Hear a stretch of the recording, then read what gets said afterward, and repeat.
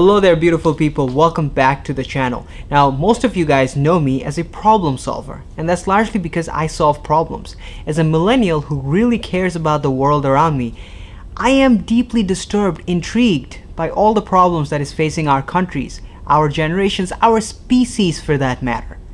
And I've decided to solve them all, one at a time of course. So I'm going to tackle the most important problem first, which is cultural appropriation. Yep, cultural appropriation is a big deal. Now, scientists have considered the effects, the negative effects of cultural appropriation, studied them, and their research shows that cultural appropriation has very little negative consequences, which makes things even more scarier, because the problem is so complicated that even scientists can't figure out. Now, the problem is so big that I needed help of a big organization to help me tackle this. And the United Nations came to mind, because as some of you guys may know, not too long ago, the United Nations tackled the second biggest problem facing our species. They devoted a lot of resources and arranged conferences to solve rich women in first world countries facing mean comments in Twitter. So I really thought they could help me out with this big problem. So for the last few weeks, I've been spamming the United Nations Contact Us page.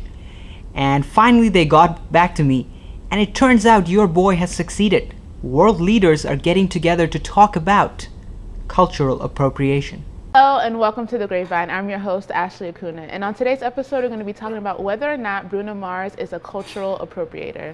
But before we get into it, let me introduce you to my panel. Give yourselves a round of applause, everybody. So, what do we think? Bruno Mars, is he a cultural appropriator? Yeah, that's true. And some of you guys might be curious to know, what is the impact of the cultural appropriator on the cultural appropriatee, psychologically speaking? I hate Bruno Mars. Everybody knows that I fucking hate Bruno Mars. Like, if Bruno Mars died tomorrow, I would bake a fucking cake. Like, I hate this guy. The reason why I fucking hate Bruno Mars is because, like, yes, Bruno Mars 100% is a cultural appropriator. He is racially ambiguous. He is not black at all, and he plays up his racial ambiguity to be able to do what Jameer says, cross genres and go into different places. And you guys are... Yeah, things can get pretty rough. And the general conclusion of the world readers is benefiting off of what a black person would not be able to do. And that is the issue.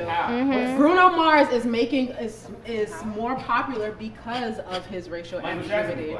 Michael Jackson. But look what he had to do to get to that.